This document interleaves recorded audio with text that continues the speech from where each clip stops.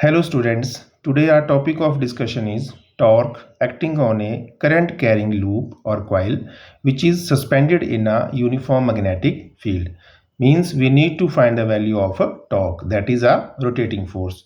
So have a look on the diagram. In the diagram you can see here it is a rectangular coil, that is P, Q, R and S, which is going to carry current I and placed in uniform magnetic field B. So this is the magnetic field B. These all lines will represent the magnetic field B.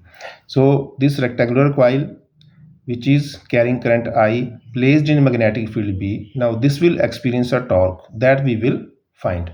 So let PQRS be the rectangular coil suspended in a uniform magnetic field B. Then SP equal to RQ equal to L, means SP equal to RQ equal to L, that is the length of the coil, and SR PQ equal to B, that is breadth of the coil. तो ये इसकी breadth है बेटा, ये दोनों PQ और SR, और SP और RQ जो है वो इसकी length है. Next, I is the current flowing in the coil and theta. Theta is the angle between the plane of the coil and magnetic field B. Means कि ये जो angle theta है ये plane of the coil है, between the plane of the coil and the magnetic field है. So now the force acting on the arm SP of the loop is, this is the standard relation for the force acting on a current carrying coil placed in a magnetic field या current carrying conductor. कोई भी current carrying conductor जो है उसके ऊपर कितनी force लगती है जब उसको मैग्नेटिक फील्ड में रखें हैं. बेटा इसका स्टैंडर्ड रिलेशन है, याद रखना. शॉर्ट फॉर्म में इसको बोल सकते हैं बिल. तो यहाँ जो इसकी जो हम इसको वेक्टर फॉर्म में लिखेंगे तो आएगा F1 equal to I L cross B. This is equation number 1. Now the very important point is here direction.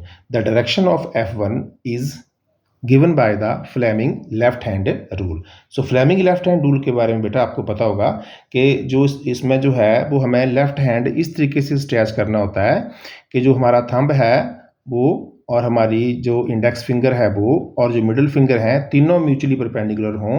तो जो थंब है that will point the force, जो इंडेक्स फिंगर है that will point the magnetic field, और जो middle finger है that will point the current. So यहाँ पे बेटा अगर आप बेटा डायग्राम में ध्यान देंगे तो आप देखो मैंने आपको यहाँ पूरी समझाने की कोशिश करी है बेटा. ये मेरा थंब है, ये मेरी इंडेक्स फिंगर है और ये मेरी मिडिल फिंगर है. सो देखो जो इंडेक्स फिंगर है that point toward the magnetic field, जो मेरा मिडिल फिंगर है that point towards the current.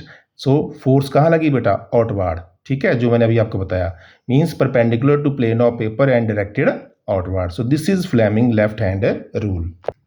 So it means F1 is outward. जैसे अब हमने F1 निकाली वैसे अब हम बेटा F2 निकालेंगे. Similarly the force acting on the arm QR is F2 equal to, again this is I L cross B.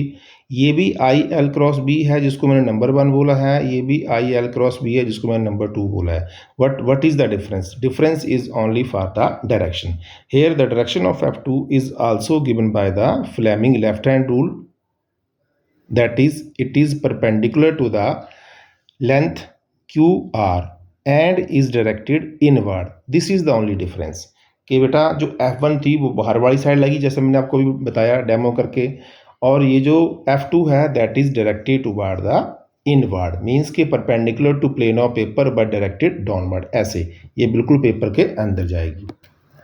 Next is force acting on the arm PQ जिसको मैंने F3 का नाम दिया एंड RS जिसको F4 बोला गया, are equal and opposite to each other and act along the same line of action and cancel out in pair. मैं आपको बेटा एक बार डायग्राम में दिखा दूं. अब बेटा F3 और F4 तो कैंसिल आउट होगी, पर force F1 and F2 are also equal and opposite. ये भी इक्वल एंड अपोजिट है but their line of action is not same. जैसे इसका लाइन ऑफ एक्शन बेटा सेम था, यहाँ पे ये जो है वो लाइन ऑफ एक्शन इसका सेम नहीं है. और अगर जिसका लाइन ऑफ एक्शन सेम नहीं है it means there is a couple. So F1 and F2 form a couple which tends to rotate the loop in the anti-clockwise direction.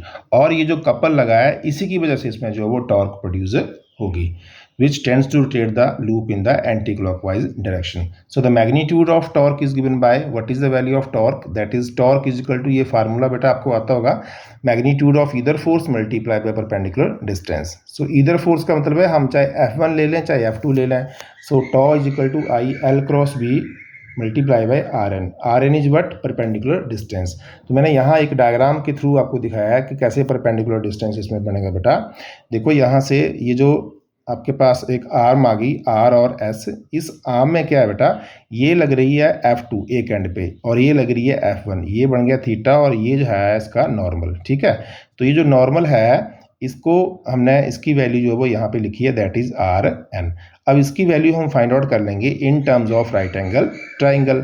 So the value of R N from this right angle triangle will become, उससे पहले हम यहाँ पे इसको बेटा cross product को खोल लेंगे, क्या आएगा, I L V sine theta multiply by R N and theta here it is 90 degree.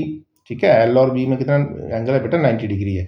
So sine 90 will become 1। So we have only I L V into R N and from the right angle triangle R N over S R is equal to sine theta. यहाँ से आप देख सकते हैं, so यहाँ से R N equal to S R sine theta. What is the value of S R, this is the breadth of this rectangular loop, so this is equal to b sin theta. We will put this value here, so torque will become I L B, capital B multiply small b sin theta.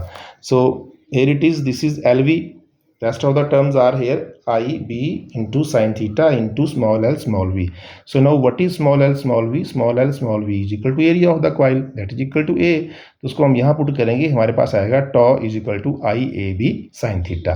So this is the value of torque acting on a single turn. अगर आपके पास वहाँ पे single turn है तो उसके ऊपर इतना torque होगा। This is I A B sine into theta. So if the coil has capital N number of turns, so tau will become NIAB sin theta। और मैं इसको बेटा कुछ इस तरीके से लिखता हूँ ताकि हम इसको easily memorize कर सकें, that is tau equal to बिना sin theta। ये मैंने आपको पहले बताया था जब हमने MCG की वीडियो बेटा देखी होगी, मैंने डाली ये वीडियो, तो उसमें आपने देखा होगा मैंने तब आपको बताया कि this is related to a song सजना तेरे बिना। तो वैसे ही ये आ गया बिना, that is torque is equal to बिना साइन थीटा। और फोर्स का मैंने आपको अभी बता दिया, force acting on a current carrying conductor placed in uniform magnetic field, that is बिल। तो इस तरीके से अगर आप याद रखोगे तो आपको कभी भूलेगा नहीं। So torque is equal to बिना sine theta and force equal to बिल। सो इसको हम थोड़ा और मॉडिफाई करेंगे, if theta equal to 90 degree then torque is equal to maximum, that is बिना, and if theta equal to 0 degree then torque is equal to 0। So this is the value of expression for the torque acting on a current carrying loop और a coil placed in uniform magnetic field. So thank you बेटा।